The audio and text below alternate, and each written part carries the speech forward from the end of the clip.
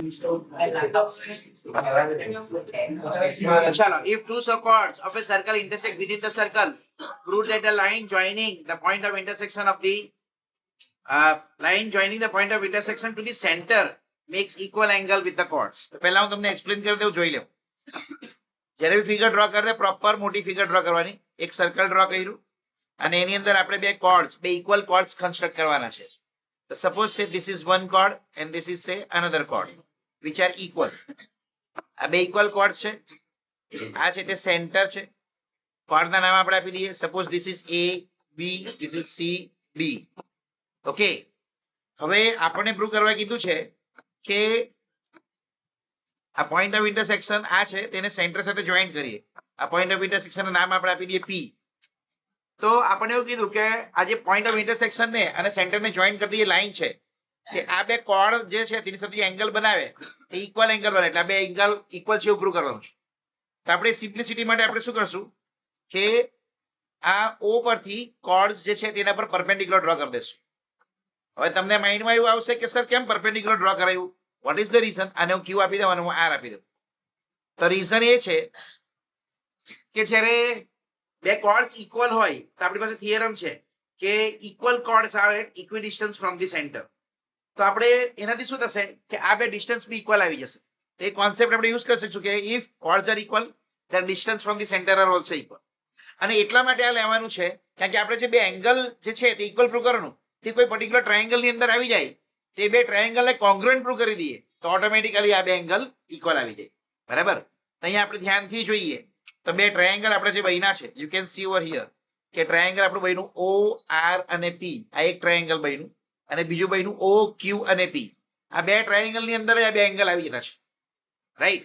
અને એ આપણે perpendicular draw કરવાથી આવ્યું. તો આપણે જોઈએ તો આ બે પરપેન્ડિક્યુલર ઇક્વલ છે because chords are equal so their distance from centre are equal. પછી આ 90 ડિગ્રી બંનેમાં છે એટલે બંને 90 ડિગ્રી બી ઇક્વલ આવી ગયું. અને ત્રીજું આ કોમન હાઇપોટેન્યુસ છે. ધીસ ઇઝ કોમન હાઇપોટેન્યુસ એટલે આપણું રાઈટ એંગલ હાઇપોટેન્યુસ તે સાઈડ થી બે ટ્રાયેંગલ કોંગ્રુઅન્ટ આવી ગયા અને એટલા માટે સિમ્પ્લિસિટી થી આ બે એંગલ ઇક્વલ આવી ગયા. This question is important. So લખતી વખતે પ્રોપરલી ધ્યાન આપીને લખવાનું. સૌથી પહેલું આપણી પાસે છે ઇફ ટુ ઇક્વલ કોર્ડ્સ, આપણે ડેટા લખી દેવાનું કે here chords AB and CD are equal. હવે એના પરથી આપણે પરપેન્ડિક્યુલર ડિસ્ટન્સ ઇક્વલ બતાવવાનું છે તો આપણે પહેલા પરપેન્ડિક્યુલર ડિસ્ટન્સ કન્સ્ટ્રક્ટ કરી દેવાનું. તો late OQ perpendicular to AB and OR perpendicular to CD. આ આપણું કન્સ્ટ્રક્શન છે. ચાલો, therefore OQ is equals to OR. Reason અહીંયા લખશું equal chords are at equidistant from the center.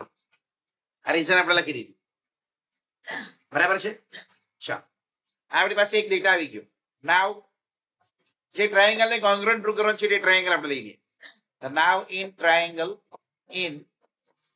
triangle OQP and triangle ORP, right angle કયું છે Q. તો angle OQP is equal to angle ORP is equal to 90 degree. આવ્યું કાથી? Construction. એટલે પહેલું મેં લખી દીધું કન્સ્ટ્રક્શન, રીઝન લખી દીધું. રાઈટ એંગલ હાઇપોટેન્યુસ, હાઇપોટેન્યુસ કોમન હાઇપોટેન્યુસ છે. આ આપણને આઈડેન્ટિફાઈ કરતા બરાબર આવડવું જોઈએ કે RHS થી જ છે. જેટલું ફિગર આપણે ક્લિયર ડ્રો કરીએ ને તેના પરથી આપણને જો ખબર હોય કે બે ટ્રાયેંગલ કઈ કઈ રીતે કોંગ્રુઅન્ટ હોઈ શકે તો તે આપણે ચેક કરી લઈએ. અહીંયા તો ઓલરેડી ફિગર પરથી આપણને ખબર પડી જાય, બહુ ઇઝીલી મળી જાય આપણને. તો અહીંયા આપણને મળ્યું OP is equal to OP common. એમ તો કોમન સાઈડ લખાય પણ અહીંયા હાઇપોટેન્યુસ છે એટલે આપણે લખશું કોમન હાઇપોટેન્યુસ. સાઈડની જગ્યાએ લખશું હાઇપોટેન્યુસ. RH ને હવે S સાઈડમાં આપણી પાસે છે OQ is equal to OR. અહીંયા આપણે છે તેને નંબર 1 આપી દઈએ ફ્રોમ 1. આપણે ઉપર લખ્યું ને કઈ રીતના છે તે. એટલે આપણે જોયું તો અહીંયા કોણ કોણ આવી ગયું? Right angle hypotenuse side. આપણે લખી શકીએ therefore triangle OQP is congruent to triangle ORP. RP by right angle hypotenuse side congruence. એટલે બે ટ્રાયેંગલ કોંગ્રુઅન્ટ આવી ગયા. આ બે ટ્રાયેંગલ એટલા માટે કોંગ્રુઅન્ટ બતાવ્યા કારણ કે જે બે એંગલ ઇક્વલ બતાવવાના છે તે એ આ બે અલગ અલગ ટ્રાયેંગલ ની અંદર છે. એટલે એટલા માટે ડાયરેક્ટ આપણે લખી શકીએ therefore angle OPQ is equals to angle OPR reason CPCT.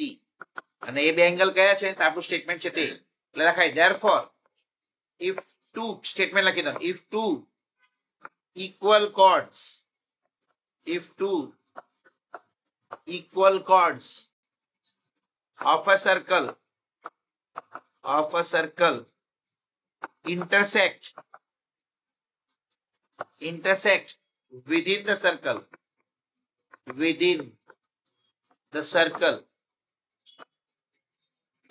the line prove that ની લખવાનું હા સ્ટેટમેન્ટ લખે ત્યારે the line જે આપણે પ્રૂવ કર્યું તે લખવાનું the line joining the point of intersection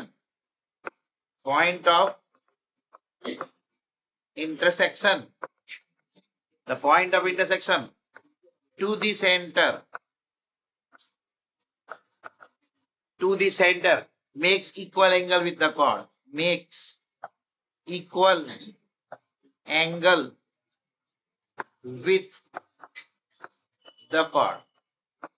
હવે સપોઝ તમને એવું થાય કે સર આટલું લાંબુ સ્ટેટમેન્ટ અમારે નીચે નહીં લખવું હોય તો શું કરવાનું તો આ સમને સ્ટાર્ટ થોડોક અલગ રીતે કરવાનું જો આપણે એટલું લાંબુ નહીં લખવું હોય તો પછી આપણે શું કરવાનું સ્ટાર્ટિંગમાં પહેલા લખી દેવાનું અહીંયા given લખી દેવાનું given લખવાનું આપણે chords AB and CD are equal. ચાલ આટલું જ આપેલું છે લખી દીધું. પછી ટુ પ્રૂવ હવે આપણે ફિગરમાં છે જ આપણી પાસે અહીંયા બતાવેલું એટલે as shown in figure અહીંયા લખવાનું as shown in figure and by data given આ છે ટુ પ્રૂવ આપણે પ્રૂવ કરવાનું છે angle OPQ is equal to angle OPR અને જે કન્સ્ટ્રક્શન કરવાના અહીંયા લખી દેવાનું કન્સ્ટ્રક્શન જે આપણે કન્સ્ટ્રક્ટ કરતા છે એક્સ્ટ્રા ડેટા હોય તે છતાં આપણે કઈ બીજું આપણે લાવવા માટે કઈ કન્સ્ટ્રક્ટ કરવું પડે એડિશનલ વસ્તુ કે એડ કરવી પડે તેને કન્સ્ટ્રક્શન કહેવાય તો કન્સ્ટ્રક્શન છે આપણું OQ perpendicular to AB and OR perpendicular to CD આ આપણું કન્સ્ટ્રક્શન. પછી જ્યારે આપણે પ્રૂફ ચાલુ કરીએ તો પ્રૂફ ની અંદર ડાયરેક્ટ જ ક્યાંથી ચાલુ કરવાનું ખબર આ અહીંયાથી ફ્રોમ ધીસ પોઈન્ટ એટલે કે હું તમને લોકોને શું બતાવું તો ધીસ પોઈન્ટ આ ખાલી આટલું બતાવતો છે પછી પાછું ડિલીટ કરું છું ધીસ પોઈન્ટ અહીંથી ચાલુ કરી દેવાનું કે આપણે કહ્યું છે કન્સ્ટ્રક્શન ત્યાંથી ચાલુ કરવાનું હવે લેટ ને એવું લખવાની જરૂર નથી આપણે કન્સ્ટ્રક્શન લખ્યું ને આપણે લખાય લેટ ની જગ્યાએ નામ લખી દેવાનું OQ perpendicular to AB OR perpendicular to CD એટલે આ બે ઇક્વલ છે પછી આખું છેલ્લે સુધી ક્યાં સુધી અહીંયાથી અહીંયા સુધી આખું લખી દેવાનું આ બરાબર અહીંયાથી અહીંયા સુધી લખી દેવાનું પછી આ સ્ટેટમેન્ટ લખવાની જગ્યાએ તમે આ લખી દીધું એમાં લખેલું છે two prove angle OPQ angle OPR એટલે અહીંયા સ્ટોપ થઈ જવાનું પછી આ પોઈન્ટ પર આપણે સ્ટોપ થઈ જવાનું આ નીચેનું સ્ટેટમેન્ટ લખવાની જરૂર નથી કારણ કે ઓલરેડી આપણે ગિવન ને ટુ પ્રૂવ માં લખેલું છે એટલે સપોઝ તમારે આખું મોટું સ્ટેટમેન્ટ નહીં લખવું હોય તો ગિવન ને ટુ પ્રૂવ ને કન્સ્ટ્રક્શન ને પહેલા લખી દેવાનું ત્યાર પછી પ્રૂફ આવી રીતના લખશો તો બી ચાલશે. ખ્યાલ આવી ગયો આમાં અત્યારે ડિલીટ કરતો છું કારણ કે પછી થોડુંક સારું નહીં દેખાય ઇમેજની અંદર એટલે ઓકે પણ તમને સમજ પડી જશે કે જો આપણે બાકીની વસ્તુ નહીં લખવી હોય ને શોર્ટમાં બતાવે તો કેવી રીતના બતાવી આવી રીતના શોર્ટમાં બતાવશે. Okay I hope you understood. ચાલો so this is the sum.